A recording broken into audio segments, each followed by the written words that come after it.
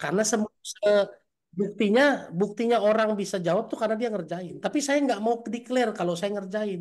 Makanya Ya, saya jawab dengan poin pertama, fokus sama diri sendiri, Bu. ya. Kenapa? Kalau saya klaim-klaim saya ngerjain nanti jadi sombong, seakan-akan saya udah ngerjain semua. Enam ribu Mohon tiga izin, ratus tiga puluh enam ayat saya belum kerjain semua, pasti itu. Karena cuma satu manusia yang bisa mempraktekkan semua, yaitu Muhammad Rasulullah. Rasulullah. Nggak ada lagi yang bisa kerjain, Pak. ya. Nah, baca lagi surat 9 ayat 108 kata Allah, ya. Masjid yang dibangun atas dasar takwa, fihi rijalun yuhibbuna ayyatatoharu kata Allah. Di masjid yang dibangun dengan takwa, di situ ada laki-laki, ada manusia-manusia yang suka membersihkan dirinya. Jadi ngaji itu untuk membersihkan diri, bukan buat tunjuk orang. Makanya tadi kan surat 2 151, surat 9 Benar. 108 sama Ya, poinnya, buat diri sendiri, bukan buat ya, ngelihat orang. Tuh. ya. Kalau Mohon ibu izin, Pak. ya, Ah, mohon izin. Kenapa saya tanyakan begini? Karena mm, yang saya lihat memang mungkin Bapak udah auto ya, karena Bapak ngerjain. Nah, Bapak kan ngerjain. Bagaimana dengan kita mau saya lah ya? Bagaimana dengan mm, saya? Kan baru dapat ayat, terus abis gitu kayak penjara, kayak loh kok begini lah? Gue berarti nggak boleh begini. Kayak dipasung kayak gitu. Maksudnya saya nanya kayak gitu. Nah, contohnya tujuan saya bertanya adalah mm. Bapak juga pernah ngalamin kayak saya Ya, toh. jelas dong, Nah, iya. jelas. Sebelum ibu, saya udah duluan, tapi saya tetap memaksa diri mengerjakan. Ya kan? Bedanya ibu Terus sama berapa saya lama? apa? Berapa lama? Iya, Berapa Bu, lama? masing-masing Bu, nggak bisa sama. Saya mungkin sebentar, ada orang lain yang lebih sebentar lagi dari saya. Ada orang lain, coba ibu lihat ya. Nabi Yunus berdoa minta keluar dari perut ikan, cuma 4 hari dikabulkan. Tapi Nabi Zakaria, Nabi Ayub minta sembuh dari sakit, 18 tahun baru disembuhkan. Ibu kalau nanya, nggak ada standarnya, tergantung perjuangan masing-masing. Di situ poin utamanya tuh. Ya, di situ makanya Allah bilang ya, surat 5 ayat 105, ya ayyuhalladzina amanu alaikum anfusakum, wahai orang-orang yang beriman, dirimu tanggung jawabmu sendiri tuh. Jadi kalau ibu ngelihat saya hari ini, ya apa bedanya saya sama ibu, apa bedanya mungkin saya sama Pak Abah, bedanya adalah perjuangannya masing-masing, betul nggak? Dapat ayatnya sama, mungkin ada yang baru dapat hari ini langsung nih, dari 58 orang mungkin ada yang baru hari ini terima ayatnya. Oke. Tapi begitu nerima ayat hari ini, ada yang langsung action hari ini, ada yang kebanyakan mikir. Tapi kan, akhirnya nggak dikerjain. Beda nggak tuh hasilnya? Beda nggak? Iya kan? Beda, beda, Iya. beda. Nah, jadi sekali lagi pertanyaannya, apakah itu urusan saya? Kalau ibu nanya, lalu kami bagaimana? Ya urusan masing-masing. Hari ini mau denger begitu dengar nasihat, mau ngerjain apa enggak? Kan bukan urusan saya lagi. Tugas saya cuma menyampaikan. Baca surat 3 ayat 20. Kata Allah wa in tawallau fa innama alaikum fa innama alaikal balak. Kalau mereka menolak omonganmu, tugasmu cuma menyampaikan. Jadi Ibu, tugas saya sampai kapanpun cuma menyampaikan. Tugas Nabi Muhammad sampai kapanpun cuma menyampaikan. Bahkan di level Nabi Muhammad SAW. Apakah dia bisa bikin pamannya masuk Islam? Nggak bisa. Nyalahin Nabi Muhammadnya. Oh Nabi Muhammad begitu, tapi kok pamannya? Nggak bisa. Jadi kembali ke diri sendiri. Sama nih, 58 orang. Lalu saya kasih nasi goreng semua di meja. Siapa yang makan? Kira-kira. Nah, dari 58 orang, kalau semuanya saya kasih nasi goreng, siapa yang makan? Yang Yang lapar, lapar. yang suka sama nasi goreng, Yang mau makan, betul yang nggak? menghargain, ya. Yang mau makan kan? Kalau ibu suka tapi ibu hari itu nggak mau makan, nggak dimakan. Artinya yang dia ikhtiar mau nyendok lalu masukin ke mulutnya, betul nggak? Tapi mereka yang nggak mau ikhtiar masukin ke mulutnya makan nasi goreng nggak? Nggak mungkin, Bu. Jadi saya harus ngomong tegas hari ini surat 4 ayat 63. Tolong dibacain, Mbak. Ya, Surat berkaitan dengan pertanyaan Bu. 4 ayat Surat surat 4 4 ayat ayat 63. 63. 63. Ya, dibacain aja, Pak. Pelan-pelan tapi bacanya ya. Kita bacain aja ya. Ya. Terset, mereka itu adalah orang-orang yang sesungguhnya Allah mengetahui apa yang ada di dalam hatinya. Mm-mm. Karena itu, berpalinglah kamu dari mereka dan berilah mereka nasihat dan katakanlah kepada mereka perkataan yang membekas pada jiwanya.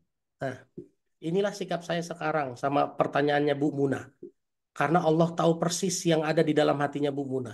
Oleh karena itu ada dua pilihan saya, berpaling atau menasehati dengan tegas. Saya memilih menasehati dengan tegas. Ya, nasihatilah mereka wa qul lahum fi anfusihim qaulan baligho. Makanya saya langsung menjawab dengan jawaban yang tegas, Bu Muna. Ya, sekali lagi saya adalah urusan saya sendiri. Bu Muna urusan ibu sendiri. Ibu dapat nasihat, ibu mau kerjain urusan ibu sendiri. Ibu nggak mau mau kerjain urusan ibu sendiri. Tugas saya sudah selesai. Karena Oke. tugas saya cuma menyampaikan.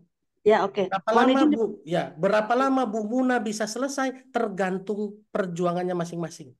Oke, Oke. clear ya Bu Muna Oke, ya. satu Oke. lagi, Pak. Hmm. Satu lagi ya, benar ada satu lagi. Saya tunggu Bunda. Saya pikir saya harus memberikan kepada yang lain karena yang lainnya sudah Ya, present. Nanti kalau ada tambahan kita taruh di belakang ya. ya. Silakan kepada Ibu Devi Bandung. Silakan, Bu Devi. Assalamualaikum Pak Ustadz. Waalaikumsalam. Tadi bertanya yang jangan minta kaya karena rata-rata kalau yang minta berapa persen ternyata tidak dapat, yang nggak Ya, minta malah dapat. ya. Terus kayak tadi berharap sama anak, kita pengen baktinya anak walaupun nggak langsung bicara sama beliau, Ya. bilang ke anak kita, tapi hanya mungkin ya mungkin pengharapan seorang tua karena kebetulan saya orang tua, walaupun tidak berharap mutlak karena itu kita merasa anak titipan kita.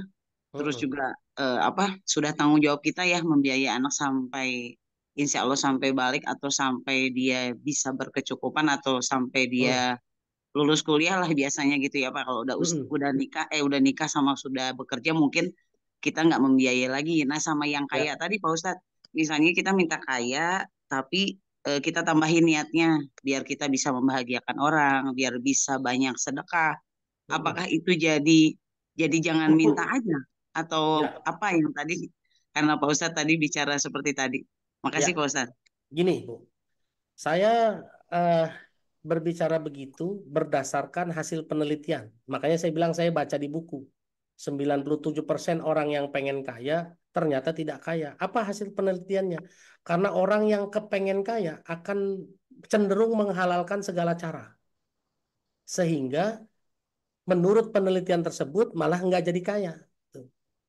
Ya kan? Kalau ibu jadi atasan, lalu karyawan ibu pengen naik jabatan secepat-cepatnya, sehingga dia melakukan segala cara, bisa jadi cari muka dan lain-lain. Ibu kan tahu persis karyawan yang cari muka sama enggak kan ibu akan tahu persis, betul nggak? Ya. Nah, itu menurut buku tersebut. Ya, 3% orang yang tidak kepengen kaya itu dia cuma kepengen hidup baik-baik saja, bekerja sebaik mungkin. Ya, pokoknya kalau kerja ya sebaik mungkin. Ternyata justru orang yang seperti ini malah dapat apresiasi yang banyak sehingga malah jadi kaya. Poin utamanya sebetulnya adalah, Bu, yang 97% itu menghalalkan segala cara. Makanya malah nggak jadi kaya. Orang 3% yang nggak kepengen kaya justru cuma kepengen bermanfaat hidupnya. Orang yang kepengen bermanfaat hidupnya justru Allah malah jadi kaya hari ini. Ini kan sesuai dengan rahmat, sesuai dengan surat 7 ayat 56. Surat 7 ayat 56 Allah bilang inna rahmatallahi qoribu minal muhsinin. Sesungguhnya rahmat Allah dekat sama muhsinin. Apa muhsinin? Orang yang pengen banyak manfaatnya sama orang lain. Tuh. Nah, jadi ini menurut versi buku. Kalau menurut versi Quran, ibu mau kaya boleh nggak? Boleh. Nggak ada masalah. Tapi perhatikan surat 17 ayat 18 19. Kata Allah di surat 17 ayat 18, kalau ibu cuma pengen kaya di dunia saja, dikasih sama Allah, bahkan disegerakan. Tapi di ayat 18, tapi Allah bilang di akhirat nggak dapat apa-apa, tapi dapatnya cuma neraka. Nah, ini yang harusnya diperhatikan sama kita kalau kita bersikap dengan ayat Quran. Bagaimana kita orientasinya? Ya itu yang ibu bilang tadi, saya pengen kaya, tapi kaya saya buat akhirat. Makanya orientasinya akhirat. Boleh nggak ibu berminta pengen kaya, tapi supaya saya bisa banyak sedekah, banyak nolong orang, bisa bangun masjid. Itulah yang disebut orientasi akhirat. Tapi hati-hati kalau ibu hari ini pengen kaya dengan janji pengen sedekah. Kalau ibu nanti sudah kaya lupa sedekah, Allah bilang fa'aqobahum nifaqon fi qulubihim ila yaumi yalqunahu. Akan Allah tanamkan kemunafikan di dalam hatinya sampai hari bertemu Allah. Hati-hati tuh Bu. Itu ada di surat 9 ayat 75, 76, 77. Jadi hari ini yang berdoa, ya Allah, kasih saya kekayaan dong, saya pengen bangun masjid, kasih saya kekayaan dong, saya mau ngerawat anak yatim, kasih saya kekayaan dong, saya pengen sedekah yang banyak. Diingat-ingat janjinya, ya. Diingat-ingat janjinya, jangan sampai justru nanti kalau sudah kaya, udah punya rezeki, lupa. Kenapa? Allah bilang di surat 9 ayat 75, 76, 77. Nanti Allah tanamkan kemunafikan di dalam hatinya sampai hari ketemu Allah. Hari ketemu Allah itu kan masih lama ya, bukan di kiamat. Kiamat belum ketemu Allah. Hari berbangkit belum ketemu Allah. Padang mahsyar belum ketemu Allah. Berarti kalau kita munafik, padang mahsyar aja kita udah munafik tuh, ya kan? Itu yang bahaya ya, Bu ya. Jadi tidak salah ya, Bu, tidak salah. Tuh. Saya menyarankan kita. Artinya Mm, artinya memang sesuai dengan hadis qudsi ya Ustaz, bahwa Allah itu bersama prasangka hambanya ya Ustaz ya. betul. Iya, itu. Jadi kalau sama kayak Nabi Zakaria. Nabi Zakaria minta anak, Bu. Di surat 19 ayat 5. Dia minta anaknya kan buat apa? Buat ngomongnya begini, ya Allah, kalau aku nggak punya anak, siapa yang nerusin dakwah ini? Tuh. Artinya dia minta anak untuk keperluan dakwah kan, Bu, untuk keperluan Islam, keperluan agama. Sama kayak ibu, ya Allah, saya pengen kaya, buat sedekah, buat bangun masjid, buat agama kan. Boleh. Semua doa ya sebaiknya disandarkan untuk urusan ibadah. Jangan disandarkan untuk urusan pribadi, gitu loh, Bu. Jadi hari ini kalau Bapak Ibu ada yang belum punya anak, jangan minta, ya Allah, minta anak dong. Kenapa? Karena kalau tidak punya anak nanti yang nerusin marga. Saya siapa? Itu kan cuma buat dirinya sendiri ya. Tuh, jangan begitu ya. Kalau saya nggak punya anak, ini bisnis saya siapa yang nerusin nanti? Itu kan buat diri sendiri tuh. Sandarkan ke arah ibadah. Seperti contohnya Nabi Zakaria. Gitu ya Bu Devi ya. Jadi nggak ada masalah loh Bu dengan minta kayak gitu. Yang penting jangan lupa saja. Karena ada risiko kalau lupa. Gitu. Baik, terima kasih Ustaz, terima kasih Ya. Bunda Devi atas pertanyaannya. Berikutnya kepada siapa nih? Mua Karisma di Izin ya, Blitar. kan baru bah. Pak Karisma di Blitar, silakan open mic-nya. Ya, saya Pak, mau tanya. Silakan. Assalamualaikum warahmatullahi wabarakatuh. Kan saya ini Waalaikumsalam. Waalaikumsalam. Ya. belum apa itu doa-doa sering belum dikabulkan. Itu solusinya gimana ya? Dan saya tirakat juga Senin Kamis dan semua ibadah sholat malam. Kok sekarang belum sekerja juga iklan enggak di krisis kepercayaan di mata masyarakat. Padahal Oke. ibadahnya juga udah semuanya dilakukan sedekah, puasa, sholat Ya. malam. Itu solusinya gimana? Pak Karisma, Pak MUA Karisma di Ya, Blitar.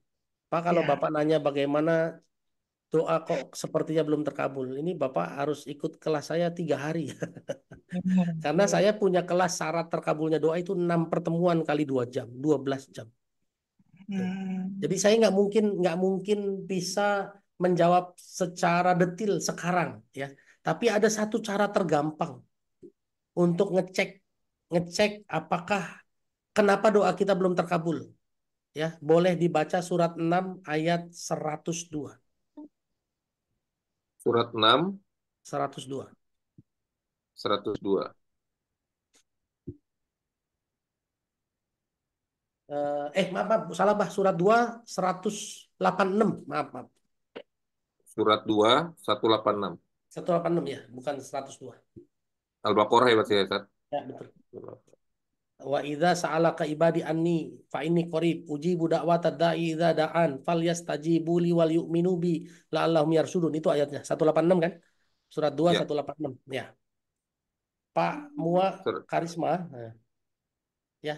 Di surat 2 ayat Dan apabila 186. hamba-hambaku bertanya kepadamu Muhammad, itu ya, Ustaz ya? Ya, betul. Dan apabila hamba-hambaku bertanya kepadamu Muhammad tentang aku, maka sesungguhnya aku dekat.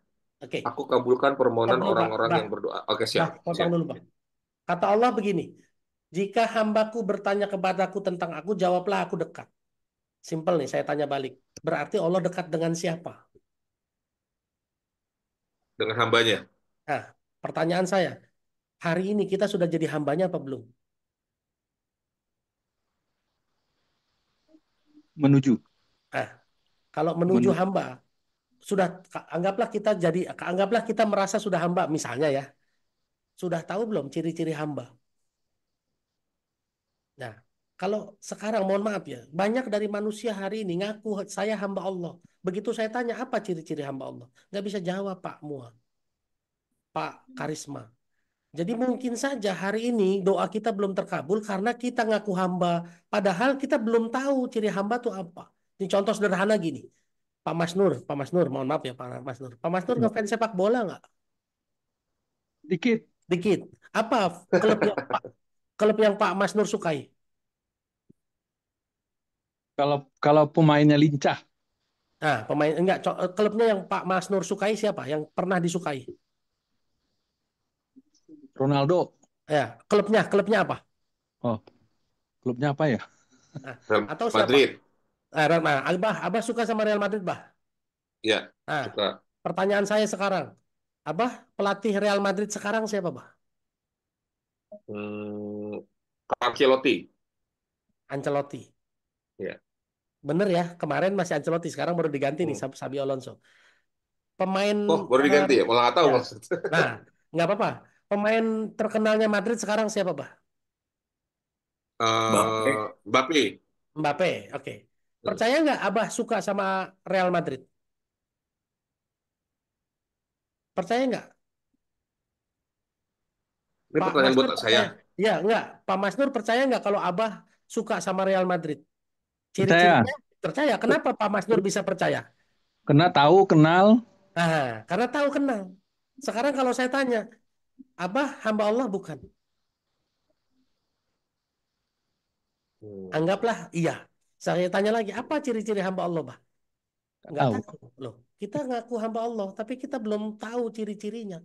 Bagaimana ngaku jadi hamba Allah kalau ciri-ciri hamba nggak ada di diri kita? Tuh. Allah membuka kata-katanya dengan jika hambaku bertanya tentang aku, jawablah aku dekat. Berarti Allah dekat sama hambanya. Berarti kalau kita dekat, minta apa aja dikasih. Bener nggak? Lah sekarang kita minta apa aja belum dikasih. Jangan-jangan kita belum jadi hambanya. Kita cek sama-sama sekarang. Apa ciri-ciri hamba? Nggak tahu. Bisa jadi kita belum jadi hambanya karena kita belum tahu.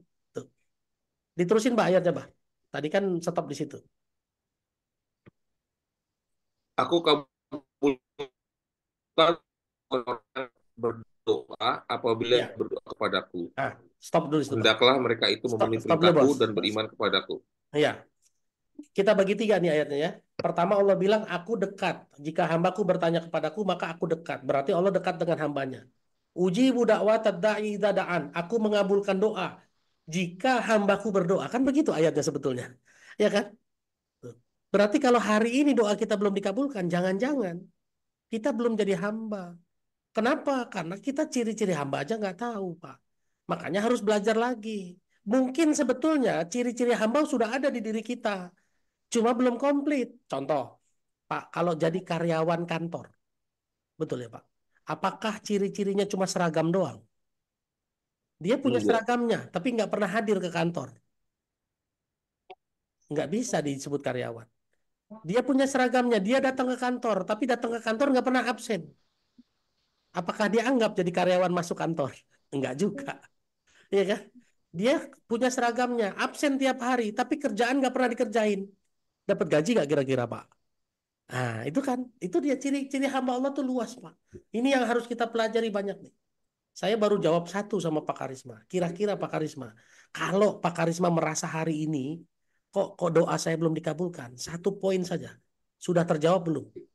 Jangan-jangan kita belum jadi hamba Allah. Betul nggak, Pak? Jangan-jangan. Saya nggak bisa menjudgment ya. Nanti kita introspeksi sama-sama kalau sudah belajar ilmunya.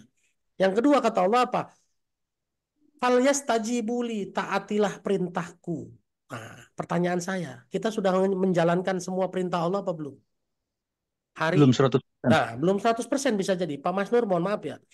Hari ini orang Islam tahunya cuma rukun Islam. Syahadat, sholat, puasa, zakat, umroh haji. Ya, padahal perintah Allah kan bukan cuma 5 ini. Ada nggak perintah jangan ngomong jorok? Ada nggak? Ada. Jangan ngomong sembarangan. Jangan memanggil dengan panggilan yang buruk. Ada nggak perintah nahan marah? Ada nggak perintah memaafkan? Ada nggak perintah banyak sedekah? Tuh. Jangan-jangan kita banyak sedekah, tapi mulutnya gampang ngomel-ngomel. Padahal perintah Allah menahan marah. Betul nggak, Pak? Ya kan? Makanya falyastajibuli, maka taatilah semua perintahku kata Allah. Baru ditutup dengan wal yu'minu bi, berimanlah kepadaku. Jangan-jangan kita juga imannya belum belum belum sesuai dengan standarnya Allah. Tuh. Kayak tadi contoh yang tadi kata-kata. Kata-kata itu kan dasarnya iman dan ketakwaan. Tapi lebih sering kita ngomong atas dasar akal. Betul nggak Pak? Contohnya tadi. Jakarta kalau hujan biasanya kompak semua jauh. Banjir. Itu kan akal, bukan iman. Kalau kita taat sama perintah Allah dan beriman kepada Allah, berarti kalau ngomong dasarnya harus iman. Betul nggak Pak? Bandung, kalau long weekend macet. Nah, itu kan akal, belum tentu iman. Gitu Pak. Pak Karisma ya. Insya Allah kita akan nyampe ke situ Pak tuh materinya. Akan sampai ke satu titik bagaimana Allah kabulkan doa. Tuh. Ya, insya Allah nyampe. Tapi ya ini ada urutannya nyampe ke sana. Gitu ya Pak ya. Nah, mudah-mudahan Pak Karisma bersabar. Tapi kalau Pak Karisma mau nyari-nyari kajian saya, ada kajian saya yang judulnya syarat terkabulnya doa. Coba aja cari ketik Ustadz Indra Firmansyah syarat terkabulnya doa. Itu ada tuh sampai 6 pertemuan. 1,5 jam kali 6 pertemuan di masjid-masjid lain. Ya, kalau kalau mau sesegera mungkin, nah saya pikir nonton itu dulu lah. Insya Allah ada. Ya, itu ya. Ya. Atau nanti kita bikin kelas khusus Ustaz untuk kataku ya Ustaz ya. Boleh Syarat juga. terkabulnya doa. Ya, Syarat syarat terkabulnya terkabulnya doa. doa. Betul. Sip. 6 kali pertemuan. Masya Allah. Mudah-mudahan itu menjawab pertanyaannya Pak Muad Karisma ya di Blitar. Insya Allah. Yang jelas sih memang eh, Allah sudah menyampaikan ya Ustaz bahwa ud'uni astajib lakum gitu ya. Memintalah maka aku akan kabulkan gitu ya Ustaz Ya, ya. Maka insya Allah ya. Cuma mungkin itu tadi syarat dan ketentuannya belum kita penuhi. Ustaz, ya, ya. Syarat dan ketentuannya belum kita penuhi. ya. Baik, ini masih ada satu lagi yang resen, Ustaz. Setelah itu baru kita ke beberapa pertanyaan yang sudah ngantri di chat. Silakan Bu Teh Cici di apa namanya dibuka open mic, silakan. Mm-mm. Assalamualaikum, Ustaz. Izin offline ya, Waalaikumsalam lagi di warahmatullahi wabarakatuh. perjalanan mau ke Aman, Jogja. aman, aman Bu. Ini kan tadi soal yang amarah, soal nafsu gitu. Nah, kalau sekarang mungkin saya juga kan saya punya tim yang kadang suka bikin eh, marah gitu ya, ketika tidak sesuai dengan yang harusnya dikerjakan. Nah, kalau sekarang mungkin saya sudah belajar kan qadarullah. Tapi dalam hati ini suka ada gimana ya ini kalau misalnya nanti akhirnya targetnya nggak tercapai gara-gara kalian gini gini. Saya suka utarakan memang, nah bagaimana ya Ustadz memanage hati ini biar bisa lebih baik lagi gitu, biar apa ya, itu kan sebenarnya prasangka buruk ya, karena yang tadi Ustadz bilang Allah sesuai dengan prasangka umatnya, tapi ya bagaimana melatih itu semua gitu biar ketika ada kesalahan tidak amarah, terus ketika misalnya tidak tidak memikirkan hal yang belum terjadi gitu, aduh nanti kalau misalnya kita nggak ngerti ini nanti kita nggak tercapai loh, nggak ini loh, nggak itu loh gitu loh. Ya. Gitu. Oke. Makasih Oke. Ustaz. Sama-sama Teh Cici ya. Saya kasih 2 ayat langsung ya. Pertama surat 51 ayat 22 sampai 23. Ya. Sekaligus ini ngejawab lanjutan pertanyaan Muna nih ya. Bu Muna di chat ya. Ya. Bagaimana Ustadz dulu memulainya sampai sekarang menjalankannya ya. Ini cara saya sekaligus ya. Pertama surat 51 ayat 22 sampai 23. Saya meyakini betul waf wafis sama iris kukum wa matu'adun. Di langit ada rezekimu dan apapun yang dijanjikan kepadamu. Ya Bu. Jadi rezeki kita, apapun yang dijanjikan buat kita ada di langit. Ayat 23-nya, Fawarabbis sama iwal ardi innahu lahakkum mislama annakum tantikun. Allah bersumpah dengan dirinya sendiri, demi Tuhan langit dan bumi. Apa yang dijanjikan buat kita akan terjadi seperti yang kamu ucapkan. Ini satu Bu. Ya Bu. Jadi Teh Cici, apa yang saya lakukan? Saya nggak mau ngomong jelek-jelek. Kenapa? Karena rezeki saya tergantung yang saya ucapkan. Kalau ibu ngomong sama bawahan ibu, wah ini kalau kamu sikapnya begini, nanti nggak nyampe target loh. Ya itu mulut kita sendiri Bu. Tuh, mulut kita sendiri. Ya, makanya saya berhenti ngomong negatif. Ya, pada saat istri saya bilang, ayah besok bayaran sekolah, saya nggak bilang nggak punya duit. Saya akan bilang Allah pasti kasih rezeki saya. Sudah. Tuh. Kalau saya mau berangkat, cuma ada motor, tiba-tiba Allah takdirkan hujan deras. Saya nggak akan bilang, wah hujan, telat dan nih sampai kantor nih, telat dan nih sampai tempat pengajian nih, nggak pernah saya. Saya langsung bilang sama Allah, ya Allah hujan engkau yang turunkan. Dan hujan adalah kebaikan. Alhamdulillah. Dan saya yakin betul, kalau Allah takdirkan saya nyampe tepat waktu, nggak akan ada halangan dengan hujan, meskipun saya nggak bawa jas hujan. Demi Allah saya pernah bersaksi begini. Saya pernah ngisi kajian di Aksiana, Rumah Quran Aksiana Ciputat. Ya, ngisi kajian sampai setengah 12. Saya ada jadwal berikutnya jam 2 di Rempoa. Dari Aksiana ke Rempoa deket, cuma 15 menit. Tapi habis sholat zuhur, hujan deras. Hujan deras. Tuh. Saya kebiasaan berangkat dari Aksiana itu jam 1, 1:15 atau setengah 2. Karena pengajiannya mulainya jam 2. Ya, kadang-kadang maju setengah 2 baru mulai. Makanya jam 2, jam 1:15 saya sudah berangkat. Jam 1 sudah berangkat supaya saya di sana nunggu dulu. Nah, hari itu juga sama. Saya bilang, ya Allah, saya mau berangkat jam 1. Tuh. Jam 1 tank dengan izin Allah. Tuh reda, bah. Berhenti. Meskipun berhentinya nggak mutlak ya, nggak total. Masih ada rintik-rintik. Tapi bisa kita terobos hujannya. Begitu rintik-rintik kan kita terobos. Tuh, set, ya. Jalan setengah perjalanan, 7 menit perjalanan, hujan deras lagi. Pas hujan deras persis ada di depan bengkel yang ada selasar tutupannya, bah. Jadi saya masuk sama motor-motornya nggak kehujanan. Tuh. Lalu saya menghitung secara akal dari sini ke lokasi kajian 5 menit. Tuh. Sehingga masa toleransi akal saya kan Pak, oh berarti paling telat saya harus jalan jam sekian supaya sampai lokasi nggak terlambat. Lalu saya ngomong lagi sama Allah, ya Allah hujan milik Engkau. Engkau yang maha kaya, Engkau yang berkuasa. Saya paling telat ini ya Allah berangkat jam 1:25 supaya sampai lokasi tepat waktu. Dan Engkau maha kuasa. Alhamdulillah ala kulli hal. Selesai itu saya ngomong. Saya diamin aja tungguin. Lalu terpancingkan untuk berprasangka kan. Waduh, waduh, waduh. Nah, itu saya lawan terus tuh. Nggak mau saya mikir di situ. Pokoknya enggak. Saya yakin Allah maha kuasa. Allah pasti ngaturin. Demi Allah 12, 13, 25 berhenti hujannya. Sama kayak tadi, Bah. Sama kayak tadi. Rintik-rintik. Bisa diterobos. Sampai lokasi parkir, masuk ruangan, hujan terus. Brrr. Bisa nggak Allah berbuat kayak gitu? Bisa. Bisa. Dan Allah sudah bilang ada di surat 24 ayat 43. Silakan. 24. Surat berapa Ustaz? Surat 24 ayat 43.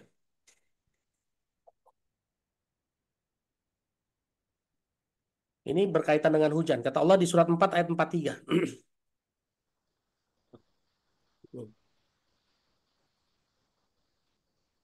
Tuh.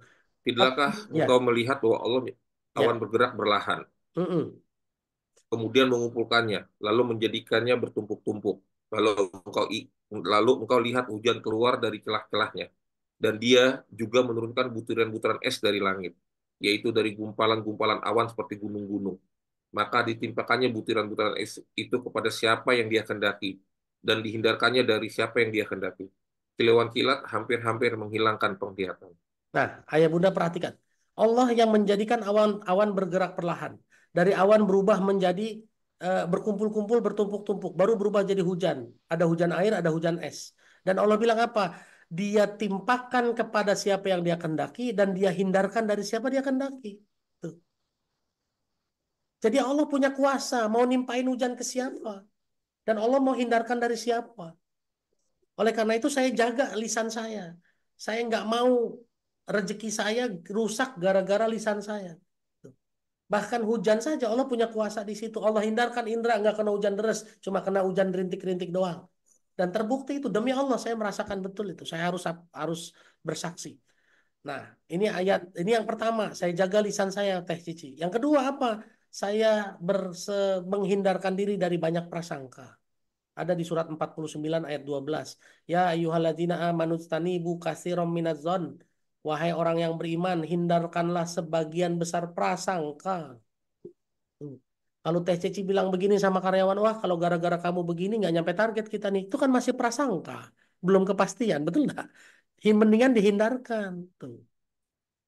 Betul harus belajar. Kita kan saya bilang tadi di awal, kalau nggak dengan ilmu Allah, nggak mungkin jadi Rahman Rahim, nggak mungkin.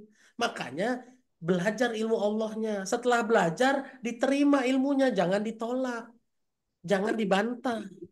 Kalau dibantah, kalau ditolak, ya kayak tadi tuh jadinya hati saya bagaimana? Kalau Ustadz bisa kerjain, saya enggak. Ya kalau enggak bisa kerjain kan bukan urusan saya. Betul enggak? Ya kan itu karena ada penolakan di diri. Benar enggak, Bu? Ya kan? Tuh. Saya hari ini nggak bisa makan sayuran. Kenapa? Karena lidah saya, tenggorokan saya nolak, Pak. Tuh. Tapi begitu saya paksain, ketelen juga ternyata, Bah. Iya, Pak. Setelah saya baca Quran surat 2 ayat 172 disuruh makan makanan yang baik, terpaksa saya makan sayuran hari ini. Belajar makan sayuran.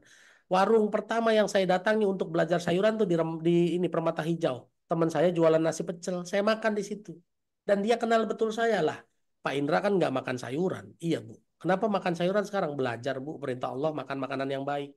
Bu, itu hari itu saya makan nasi pecel sepiring sejam kali, Bu, nggak habis-habis, Bu. Makan masuk mulut, nggak enak rasanya. Nah, dipaksain terus tuh. Sampai hari ini, alhamdulillah meskipun belum sempurna saya makan sayuran, maksa-maksain bisa tuh. Artinya apa? Kenapa saya nggak bisa makan sayuran? Karena saya menolak kan. Begitu saya paksain, ketelan juga. Jadi dua Teh Cici ya. Bagaimana caranya menjaga hati? Satu, lisannya dijaga. Karena lisan kita tergantung rezeki kita. Dua, jangan banyak prasangka. Tuh. Itu ya. Mudah-mudahan Allah mampukan Teh Cici untuk mempraktekannya. Oke. Baik, terima Amin. kasih Ustadz. Mudah-mudahan Ya. jawaban yang diberikan oleh Ustadz Indra bisa menjadi pencerahan buat Teh Cici. Ini ada satu pertanyaan, Ustadz, dari ini tadi saya baca ya. Pertama dari menghindari gibah kalau tidak sengaja terdengar oleh kita seperti apa. Ini dari Ibu Imas Lembang. Ini saya sekalian aja ya, Ustadz ya. Saya Ya. kasih beberapa pertanyaan ya, Ustadz ya. Biar Ya. mungkin karena saling terkait. Kemudian ini ada juga bertanya kalau sedekah supaya jadi kaya, Ustadz. Oh, tadi udah itu. Tadi Sudah ya? pertanyaan ya, pertanyaan Bu Oh, Devi. berarti itu aja tadi, Ustadz. Berarti yang tadi Ya, aja, Ustadz. Bu Imas di Lembang pertanyaannya kalau gibah nggak sengaja gimana? Kata Allah di surat 4. Kalau mendengar gibah nggak Ya, sengaja, menghindarinya gimana? ya, kata Allah di surat 4 140 tinggalkan. Memang pergi dari situ. Kalau kamu mendengar ayat Allah diingkari dan diolok-olok, pergi tinggalkan. Jangan duduk sama mereka sampai mereka ganti topik. Surat 4 140. Ada surat yang lain, ada surat 6 ayat 68.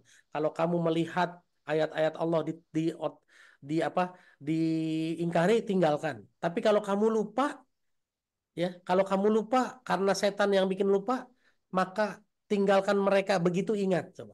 Surat 6 ayat 68, Bah. Itu aja lah dibuka satu. Jadi memang nggak ada cara lain. Kalau begitu kita duduk langsung Surat surat 6 68. surat 668. Ya. Dan saya pernah lagi naik angkot gitu ya, sebelah gosip. Saya turun, Pak. Saya pernah gokar. Bapak Ibu, saya pernah jadi supir gokar. Penumpang saya pacaran.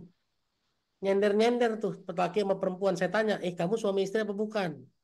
Bukan, Pak, pacaran. Kalau pacaran nggak boleh nempel-nempel ya dosa. Wah, ini kan hak prerogatif saya. Tapi ini di mobil saya bilang. Saya nggak mau kena dosanya. Oh, Bapak nanti saya kasih bintang 1, terserah. Saya gituin aja. Tuh. Kenapa? Karena saya nggak mau lihat orang yang mengolok-olok ayat Allah di situ. Silakan, surat 6 ayat 69. 68. Apabila engkau Muhammad, silakan saya mau baca. Apabila engkau Muhammad melihat orang-orang memperolok-olokkan ayat-ayat kami, maka tinggalkanlah mereka hingga mereka beralih ke pembicaraan lain. Dan jika setan benar-benar menjadikan engkau lupa akan larangan ini, setelah ingat kembali, janganlah engkau duduk bersama orang-orang zalim. Nah, lihat tuh. Wa imma yungsiyannaka syaitonu kata Allah. Kalau setan membuat kamu lupa, fala taqud ba'da zikro. Jangan pas inget, jangan duduk sama mereka. Mutlak ya, Pak. Gitu. Jadi ya memang ya ya itulah yang saya lakukan ya. Saya nggak sanggup gitu Ustadz, ya urusan masing-masing. Kan saya sanggupnya di situ. Makanya ujian kita beda-beda kan. La yukallifullahu nafsan illa usaha. Nggak akan dikasih beban sesuai dengan kemampuannya masing-masing. Gitu ya Bapak Ibu ya. Oke, keterima kah jawabannya? Mudah-mudahan bisa keterima Insya ya. Allah. Terima kasih, Insya Allah keterima Ustaz. Sip.